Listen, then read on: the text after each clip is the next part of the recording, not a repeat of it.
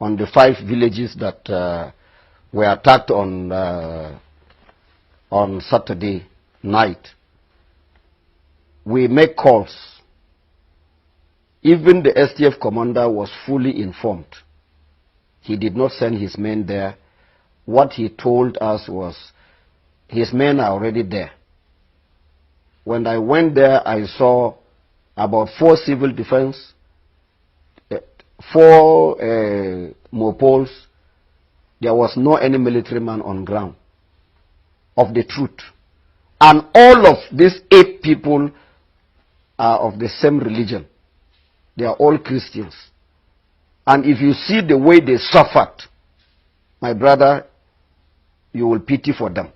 In every attack, I get information 2-3 weeks before it happens. And immediately I get that, I try to alert the security personnel. To a point in time, I was blamed that I'm the one fueling the crisis or the attack. How do I know it?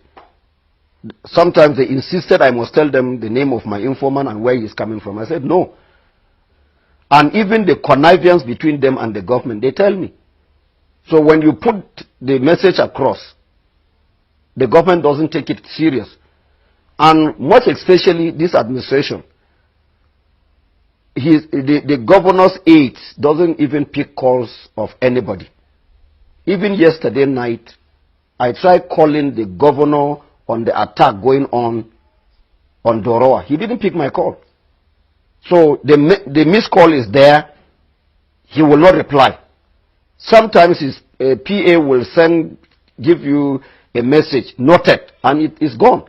Even at the heat of the crisis. So you call the STF, their spokesman will tell you they are not aware, and it goes. And most especially, the attack is perpetrated by these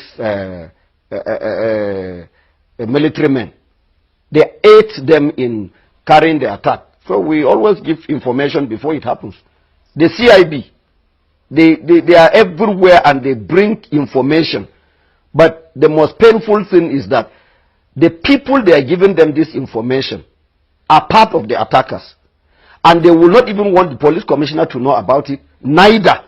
They will send it further for further investigation.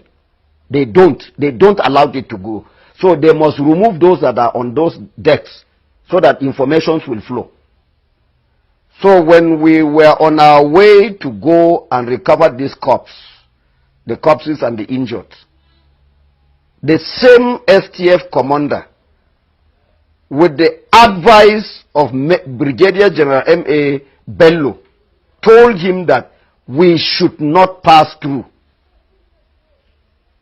And he was the one that called the defense headquarters, and the CDS told the STF commander, Major General Anthony, that he should not allow anybody to go and carry any corpse.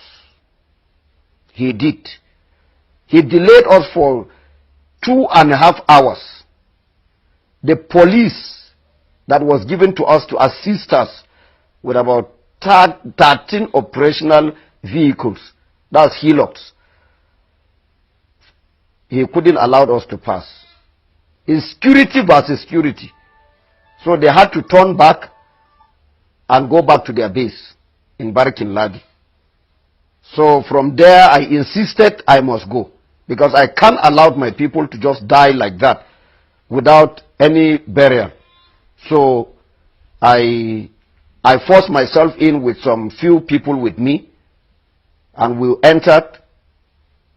Immediately we approaching the villages. We started seeing the Fulanis grazing on the farm that is already been wheat and then planted. They were grazing on the farmland. We have the videotapes and everything.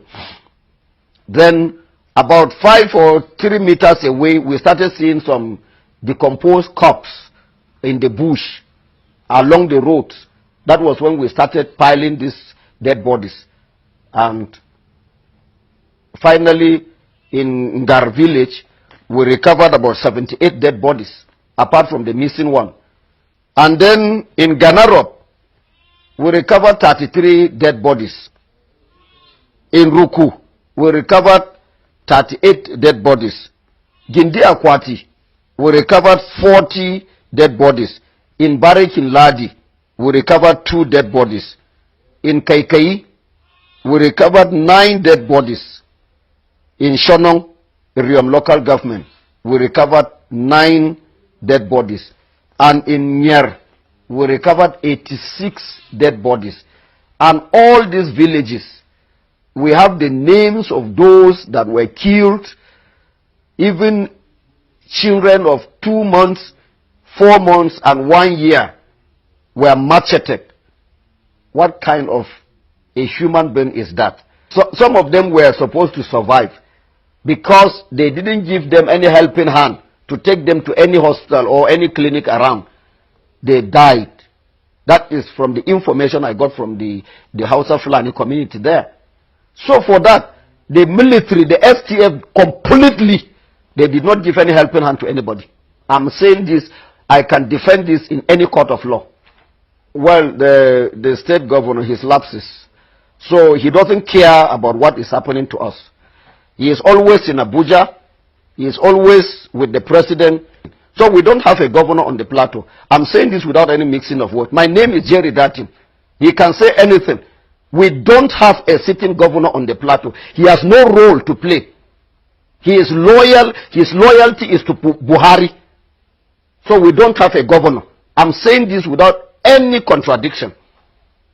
Presently, we have lost nothing less than or more than 87 villages to the Fulanis completely. No indigene, no landowner is living in those places. Mind you, in part of Iriom local government, the Fulanis told the landowners when they went to farm that, what brought you here? Who gave you this land? They said, it's my own. They said, my friend, will you pack and go or else we kill you here? And the old man and his wife refused to go. They killed him. The same thing in Bokos. 9 villages raided. Up till now, no indigene has gone back to that place in Dafo. And they are planning to take over Butura. Very soon they will take over. Yesterday night they are taking over Doroa. They extended to Marabang Kantoma and then Jakatai. So if really the federal government wants peace, for us to live in peace, they should ask these Fulanis to vacate those villages that has been taken over by them with immediate effect. If they really want us to live in peace, they should ask the Fulani to vacate all these places that they have occupied, that it has become their territory. We have one traditional ruler who is taking care of us, who is our voice, is Aku Uka of Ukari. But the rest, we don't have traditional rulers. I will say this without any mixing of words. Reason is because they have been politicized. They go along with the government of the day. And they are all under Buhari. He gives them instruction. He paid them their salaries, and that is all. We are no longer important to any traditional ruler on the planet Earth. Those that did the killing, as I told you, the burial that took place in Gar, which I did, I officiated the burial. It was the same Fulanis and the Hausa community within there that helped me in digging the grave. And they know the perpetrators. They know them. They saw their guns. And nobody was arrested. But for some of our boys who were carrying cutlasses, they were arrested. So you cannot arrest a militia that is trained by federal government. You can't arrest them because they are the ones that send them. Like Maiduguri, Borno and Yobe, Adamawa, they have civilian JTF. Can you arrest civilian JTF? You can't. So they are part and parcel of the military. So you cannot touch your colleagues. But the soldiers can arrest, they can harass police, but they cannot harass the Fulanis. Everybody knows that the military are part of the problem. If they remove security, if they remove the STF or JTF, wherever they are today in this country, we will live in peace. Some of the security agencies, they were the ones that reliably informed us because they loaded these things in their presence. And these uniforms are already in Plateau. And they are with the Fulanis. I will tell you that Brigadier General Bello was the one that went to distribute this uniform. He used his military hillocks to disburse these uniforms in those villages that were attacked on Saturday and Sunday, and that of yesterday night, Monday night. So General Bello is fully aware. If he can be arrested and then questioned, he will tell them where he kept the uniform and how he distributed them. Whenever they come, any commander that come here, he is coming to make his billions and go away. The Fulanis are giving them cows. I remember what do you call it? My contact with T.C. Ude, General T.C. Ude. He detained me for 5 weeks. He collected cows from the Fulanis. The day he moved the cows from Plateau to his village, that was the day I made my call, and he was retired. Voluntarily, by force. The same thing all of them are doing. They will tell you they are Christians.